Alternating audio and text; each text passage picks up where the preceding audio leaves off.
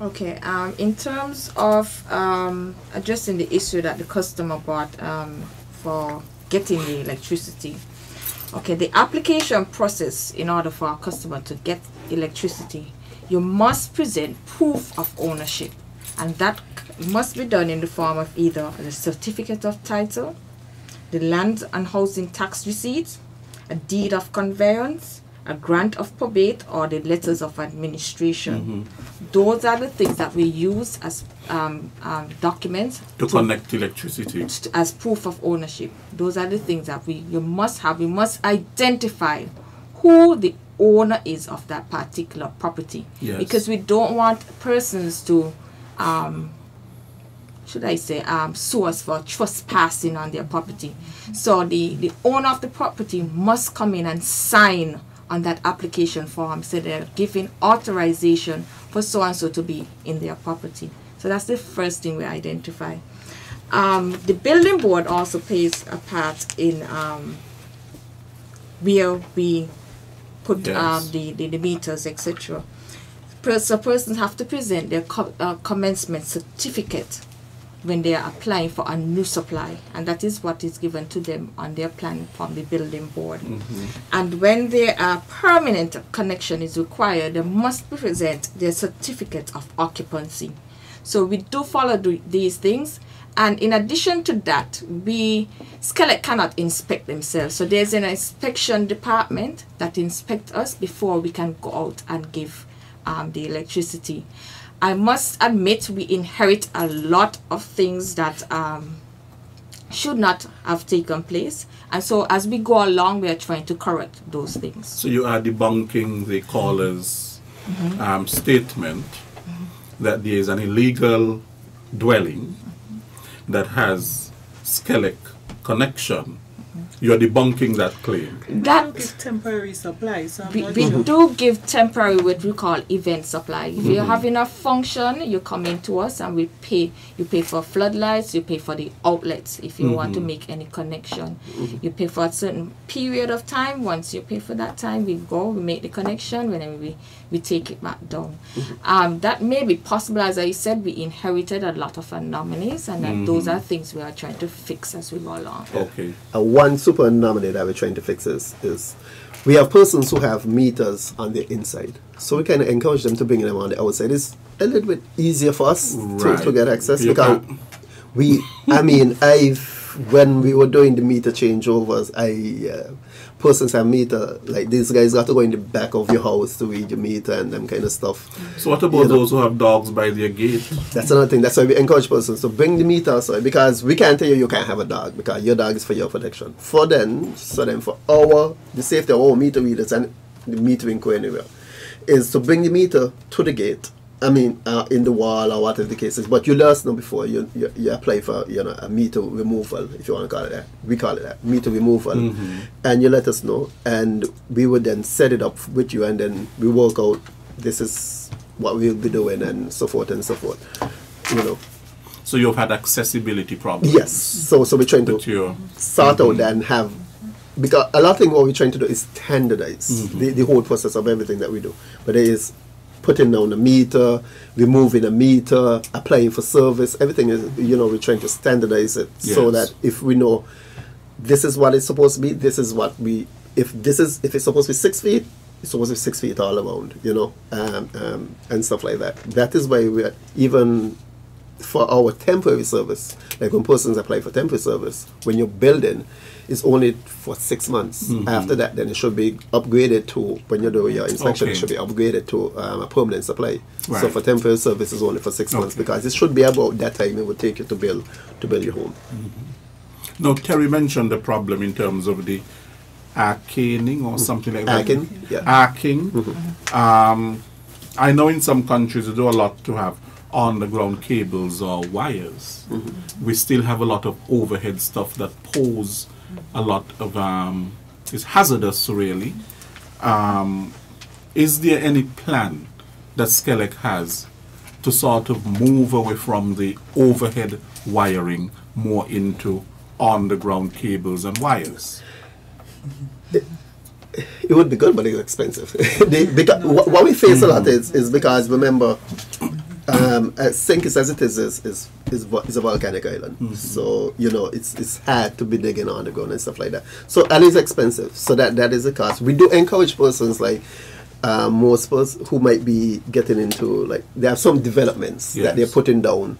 We would tell, when they come to us for an estimate, we will tell them this is the estimate for overhead. For us to put in the overhead, this is the estimate if you want to do it underground. It's really up to the person. Most persons would go with the overhead because of cost. Sure. Because cost is to me is the major factor why a lot of these you see it like that. Yes. You know, so yeah, the issue that Terry is having though, I think it's something that we can possibly fix it, you know. We could fix it easy, but as for us switching from overhead to underground, I don't. Have you done some of that underground wiring over in the Southeast Peninsula?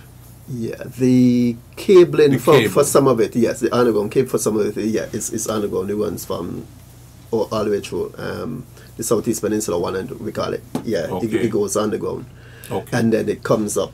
But that again was a project by itself that paid for it to go underground. But you know, because as you know, when you pay for a development through SKELEC, SKELEC then overtakes that when you finalize it. So when NEC or whoever pays us at the end of it, whatever is to be fixed is the cost of it is borne by SKELEC. Yes. So we are responsible to take care of it. So if you finish paying for a lamppost, a series of lampposts, and one of them fall tomorrow after you don't pay, SKELEC have to come out and fix it, because it belongs now to SKELEC, and that's something that, you know, with development we have a lot of that with persons would ask us, well, you know, because it's costly, it's a costly venture, and you know, persons would ask us, you know, well, how come it costs so much? But that's because SKELEC have to maintain this. If a hurricane come, we have to change out whether all the lines or whatever the case is, you know, so that's why.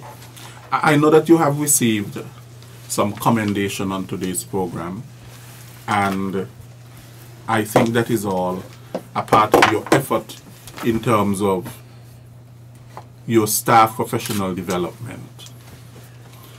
So my last question to you is, how do you go about your staff professional development, and looking at your ongoing formation at the company, and look at it in the context of, you know, how it really redounds to the betterment of the company.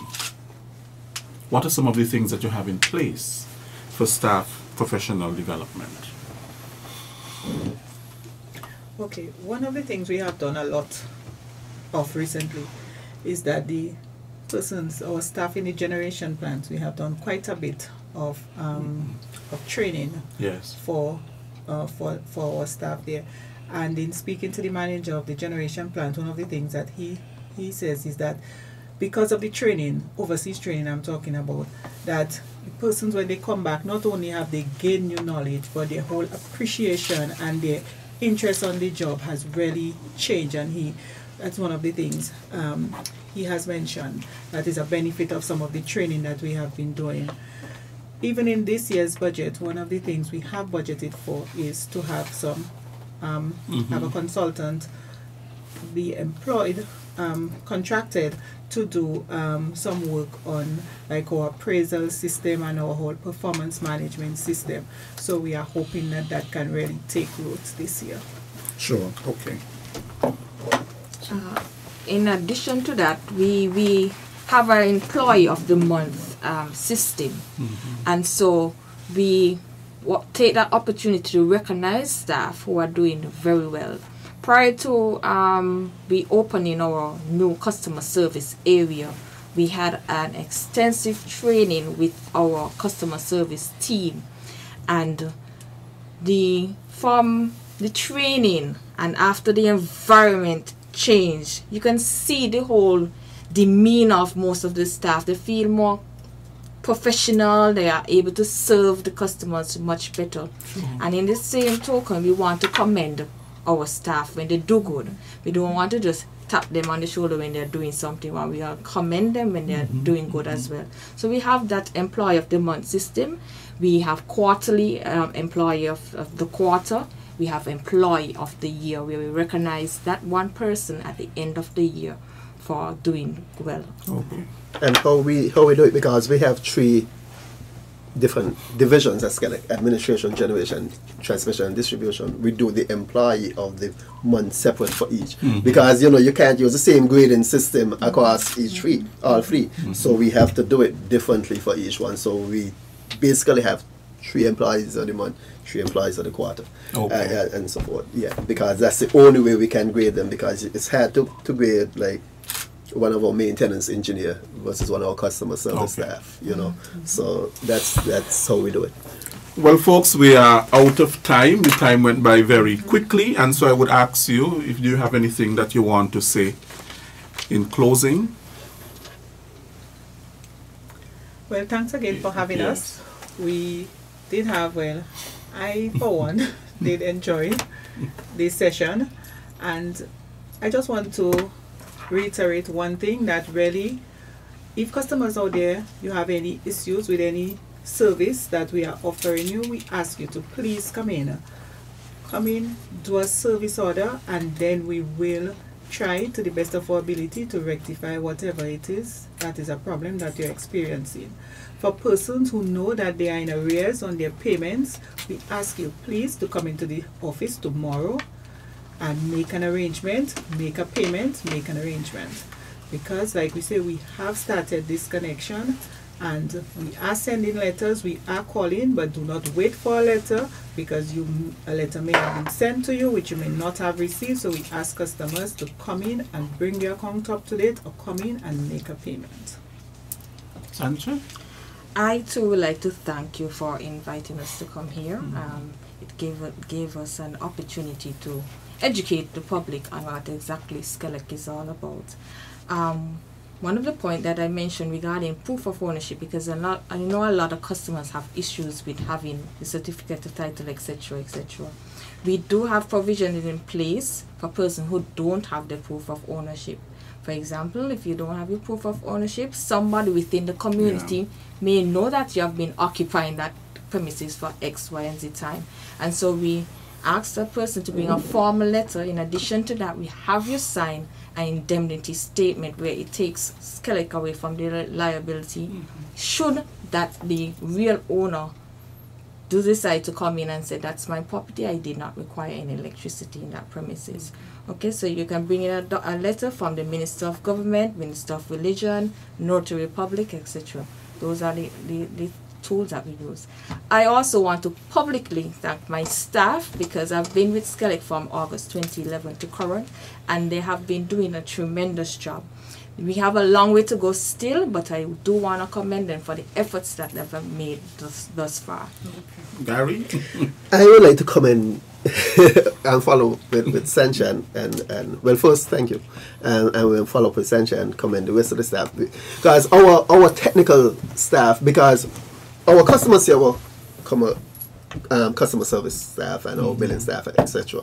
But no one sees the guys behind it, like our operations, our engineers, our technical staff. So we really want to thank them, because they work hard at putting us to where we are as well, and they've done a lot of work. And we just also want to let the persons out there know that sometimes when you call and they don't come in 5 minutes, they might be on another job, or whatever the case is. And depending on the weather, we can't do certain work.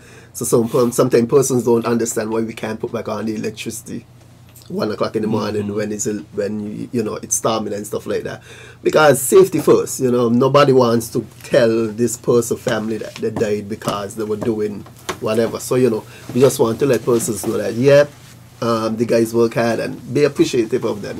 And so again, thank you for having us, and I want to thank you for coming and sharing with us today. Of course, we have been listening to Gawain Freights, Public Relations Officer at SKELEC, Pearl Williams, Finance Manager at SKELEC, and Sancha Thompson, who is a Customer Service Manager. You have been listening to another edition of Working for You. I am your host, Lesroy Williams. Remember, tomorrow we have a rebroadcast on Freedom Radio from 7:30 a.m. to 9 a.m. and again in Nevis on Von Radio from 10:30 a.m. to 12 p.m. I want to thank all the callers, those of you who continue to listen from week to week. We appreciate you very much. Have a good afternoon.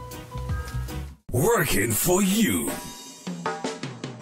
A weekly talk radio program which highlights developments of national interest and the activities of your St. Kitts Nevis government. Join host Lesroy Williams as he presents news, views, reports, and interviews about everything regarding the activities of the Team Unity government and the building of our communities and the development of St. Kitts Nevis. Tune in and call in to interact with your government and share your views regarding the upward forward development of your community and our beautiful Twin Island Federation. Working for You is weekly, every Wednesday live from 1:30 p.m. to 3 p.m. on ZIZ Radio, Win FM, and Sugar City FM with rebroadcast on participating stations. Working for You.